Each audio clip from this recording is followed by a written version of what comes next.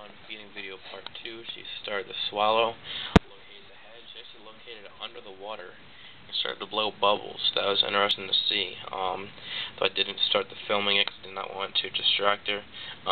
Maybe the wet mouse helps it to slip down her throat easier. I don't know. It was just, she just happened to get it. See, there's some more bubbles in the water. Kind of interesting to see. You know, think of snakes blowing bubbles. And my cat better get off of there.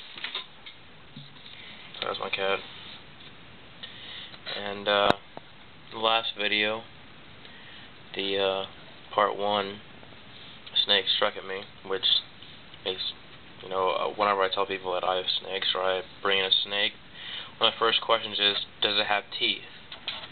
And the question always bugs me. No, they have dentures and they're going to gum you to death. I mean, how do you think they're going to eat things? Do you think they just gum it down? I mean, come on. There's some more bubbles out of her bottom jaw, out of the place where her tongue goes in to breathe while still eating the mouse. I'm able to get a little bit closer now and actually film her and move around, and not worry about her getting distracted because it's pretty much her teeth have like a hook shape, and it's kind of hard to get things out once they start going in because they just like lock them in place. So I'm trying to pull away from me in the video, see her walking her front jaw down. Expand the jaw some more. Eventually those front legs will fold down, making it easier for her to swallow.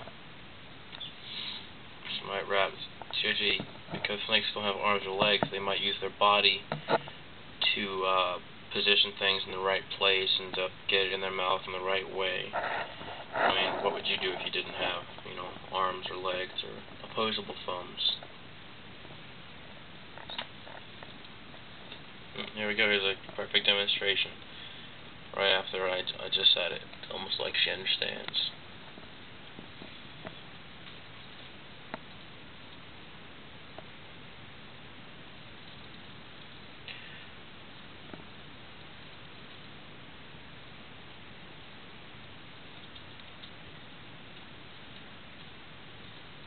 My stupid cats.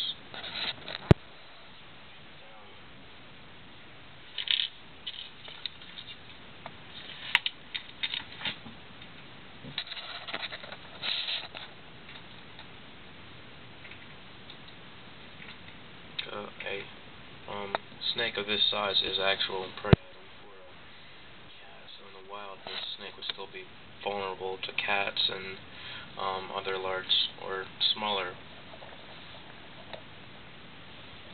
animals that eat meat and carnivores. In my videos that I have posted at this point, my first videos, you'll notice that I have that the mice that are being fed are mostly brown. I also have some white and black mice, but I'm kind of interested to see how those will breed. So, taking out the brown mice out of the mice container is an example of artificial selection. It's where people pick and choose what traits they want to see or not to see in future offspring. Not natural, where say a mouse that has long legs is going to be slower, or it's going to be caught by a snake easier, or a mouse that's white in the wild would stick out and would not live in the wild because it would not blend in easily unless it was in a snow-covered area, in which case that white mouse would be able to breed and pass its genes on to the next level of offspring, and they'll produce more white mice. That is only if it was in an area where there was snow. In most areas where it's not mostly snow, like here, white mice will not survive well in the wild. So that's an example of natural selection. Take a little bit down now without distracting her too much. Get a close-up view.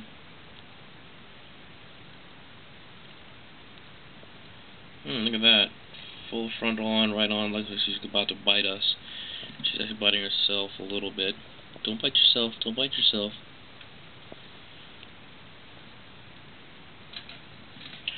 Awesome, seeing at the bottom, anything you can see in the bottom. I think that will look even cooler. Nope. No, she's pretty much biting herself right now. Luckily she's got that piece of bark out of her mouth on her own. If not, I would have gone in and gotten it. In the last video, she tried to bite me, or tried to strike at me in the part 1 of this video. I would like to somehow edit that and get it so it's like a slow motion kind of a scene, and maybe put some songs along with it or things like that. However, I don't have any video editing software, and if anybody has any links to any free video editing software where you can do that kind of stuff, I see all these videos on there of like bearded dragons singing. They're pretty funny. Snake strikes timed with music, like in Boa's 04. He's got some pretty cool ones on there. If anybody has the links to those software, I would greatly appreciate it. Just put it down in the comments page, or send me the link somehow. However you can figure it out. Make sure it's free and legal.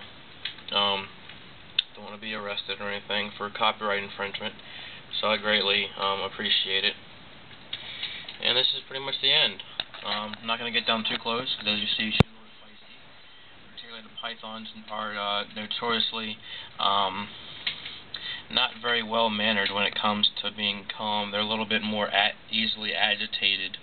So that's why I try and handle her as much as possible. When I first got her and my Burmese python, however, she was the friendlier of the two. My Burmese python likes to hiss at me and bluffs and fake strikes a lot, but I just call it bluff and usually alright. But she's unpredictable in a predictable way. Like, she's looking like she's trying to pay attention to me right now. You saw her eyes move towards me, like, what's that going on right there? I don't really like it. Here comes possible strike 2. But we're in a film, so we're in a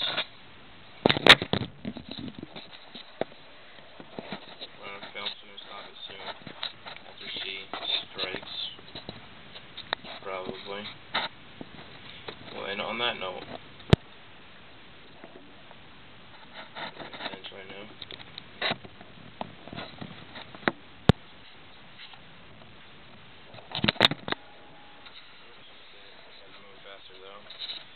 And we'll end on that note.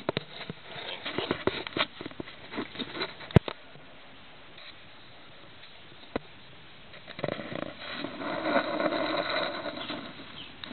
Heart's kind of racing right now with the adrenaline going.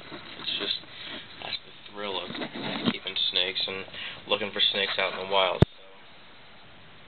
with that adrenaline going, I can't keep the camera still. Just words of Steve Irwin. Woo!